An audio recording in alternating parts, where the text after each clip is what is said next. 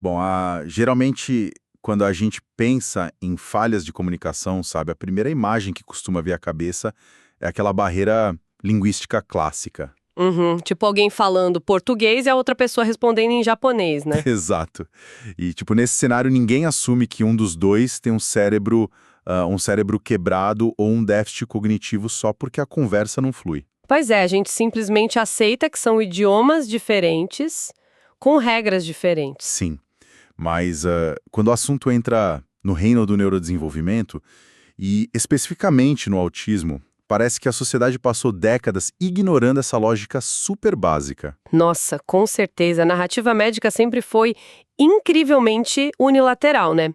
Operando só na base do déficit. E a história oficial sempre dizia que pessoas autistas têm dificuldades sociais, não sabem interagir, e talvez o mito mais cruel de todos, não tem empatia. O que é um absurdo, porque usa o comportamento da maioria como o único padrão de normalidade aceitável. E é exatamente isso que a gente vai desconstruir hoje.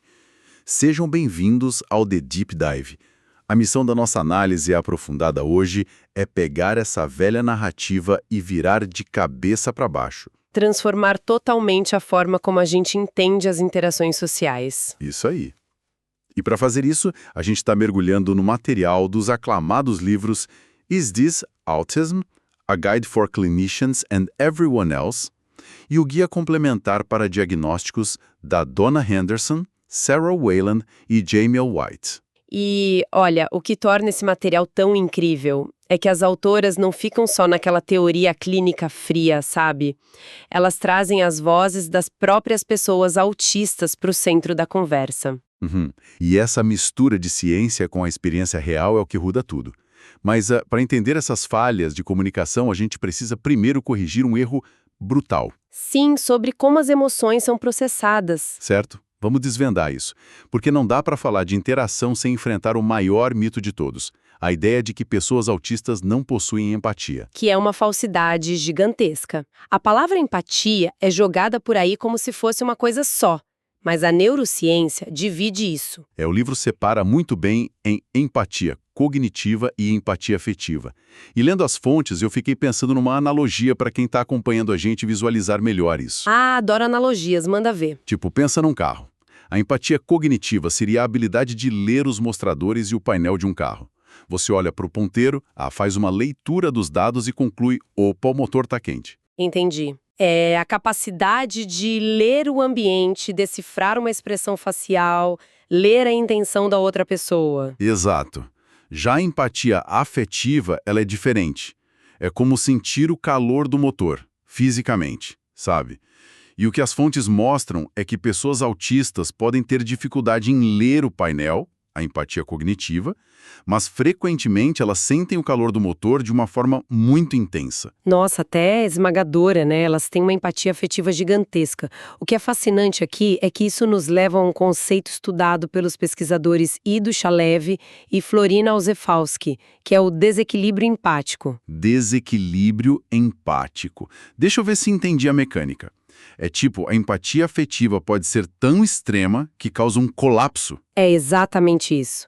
Pode causar o que a gente chama de shutdown, um desligamento do sistema nervoso. O livro dá um exemplo muito bom.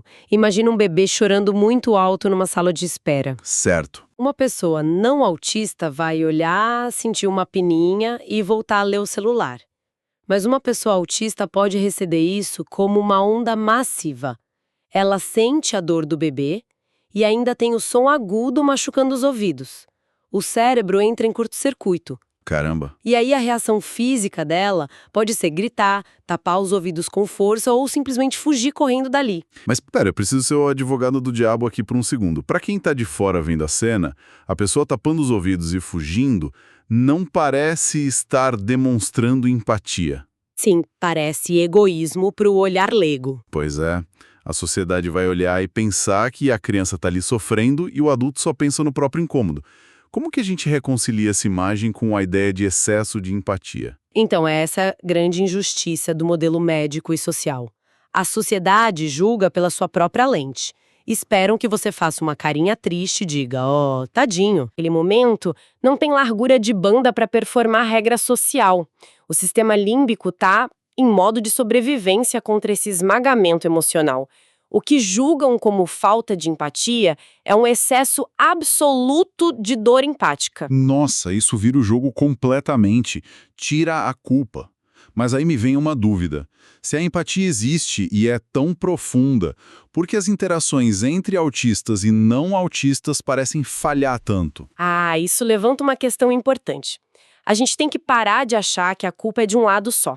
É aqui que entra o problema da dupla empatia. Do Dr. Damian Milton, certo? Sim, um pesquisador autista brilhante. Ele diz que a falha de comunicação é uma via de mão dupla. As pessoas não autistas também têm uma dificuldade enorme de ter empatia e entender a experiência de mundo de uma pessoa autista. Aqui é que a coisa fica realmente interessante. Então o que acontece é que a sociedade simplesmente assume que o jeito da maioria se comunicar é o certo. E quem está na minoria é rotulado como deficiente. Perfeito. O grupo majoritário não sente a menor necessidade de entender a mente autista. Eles são a norma, né? Então a pessoa autista é forçada a tentar entender a maioria só para sobreviver. O que as autoras chamam de capacitismo enraizado na comunicação. A ponte da comunicação tem que ser construída dos dois lados, mas só o autista carrega o peso do cimento. Faz todo sentido lógico, mas a ciência consegue provar isso? Porque para a teoria do Dr. Milton ser um fato, a comunicação autista teria que funcionar perfeitamente bem entre eles mesmos, né? E funciona! É aí que entra o estudo incrível da doutora Catherine Crompton.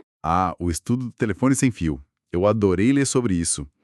Para quem não conhece, as fontes detalham que a doutora Crompton quis testar a transferência de informações. Exato, medindo como uma história sobrevive sendo contada de uma pessoa para outra. E eles criaram 3 grupos, certo? Um só de pessoas não autistas, um só de pessoas autistas e um grupo misto. E se conectarmos isso a um panorama maior, os resultados são de explodir a cabeça. No grupo misto, a precisão da história despencou. O que era o esperado pela teoria da dupla empatia. Muito ruído de comunicação. Muito. Os não autistas ficavam procurando subtexto onde não tinha, e os autistas davam fatos diretos que os não autistas ignoravam. Um desastre. Mas e no grupo formado apenas por autistas? Foi aí que o paradigma quebrou. O desempenho deles foi tão eficiente, a comunicação fluiu tão bem quanto no grupo de não autistas. A informação chegou intacta. Caramba! Ou seja, isso destrói de vez aquela ideia de que o autismo é um déficit de comunicação social. Completamente. Não é um cérebro quebrado. É uma incompatibilidade de sistemas operacionais. Nossa, e se são sistemas operacionais diferentes, a melhor forma de visualizar isso é como um contato entre duas culturas distintas, com regras próprias, né? Exatamente. Aquele choque intercultural. O livro até cita isso. É tipo se comunicar com alguém de Portugal, do Brasil ou da Índia, sabe? Mas aí eu te pergunto, se é o choque cultural, como ficam as regras não ditas? O que acontece com quem não entende as entrelinhas? Essa é a parte mais exaustiva. A doutora Jamel White, uma das autoras, explica isso usando o conceito de culturas de alto contexto e baixo contexto. Sim, contexto da mensagem. Isso. A sociedade não autista é de alto contexto. A expressão facial, o tom de voz e as regras não ditas importam tanto ou mais que as palavras. Eu lembro do exemplo do fique à vontade, quando você recebe uma visita e diz, a casa é sua. Numa cultura de alto contexto, a pessoa sabe que não é para abrir as gavetas do seu quarto. Exato. É só uma coreografia educada. Mas a comunicação autista tende a precisar de baixo contexto, ou seja, clareza, regras explícitas. Onde as palavras significam exatamente o que elas dizem. Só que a sociedade opera em alto contexto.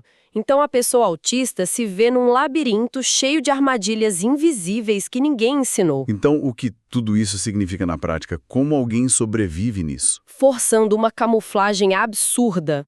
O famoso masking. O autista é forçado a esconder os próprios instintos e simular os comportamentos da cultura dominante. Fazer a ponte sozinho, como você disse antes, e nas fontes fala que isso exige uma carga cognitiva massiva, né? Gigantesca. O que a gente faz no automático, tipo contato visual, tom de voz, a pessoa autista tem que processar manualmente.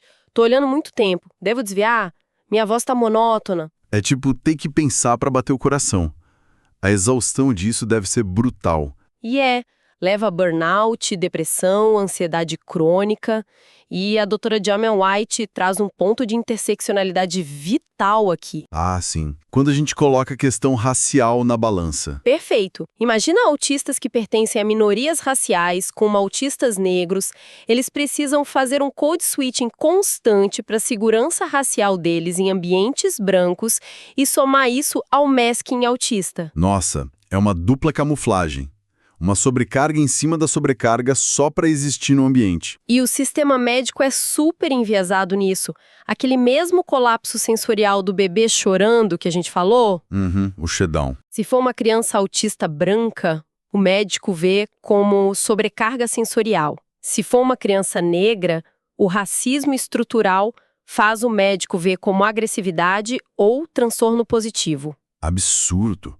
O viés impede o cuidado clínico e vira punição. Exato. O que escancara que a gente precisa urgente mudar essa lente única dominante. Com certeza. Bom, recapitulando a nossa jornada aqui, a gente viu que autismo não significa falta de empatia. Na verdade, é um desequilíbrio empático, onde se sente até demais. Aliado ao problema da dupla empatia, onde os não autistas também falham em compreender o outro lado. É um choque cultural profundo entre o alto e o baixo contexto.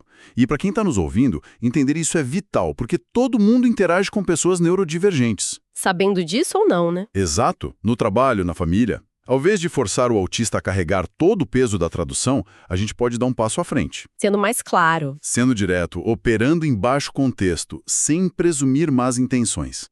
O que me deixa com um pensamento final super provocativo que a gente pode levar para a vida. Imagina se os nossos ambientes de trabalho e escolas fossem desenhados tendo a comunicação explícita e de baixo contexto como padrão.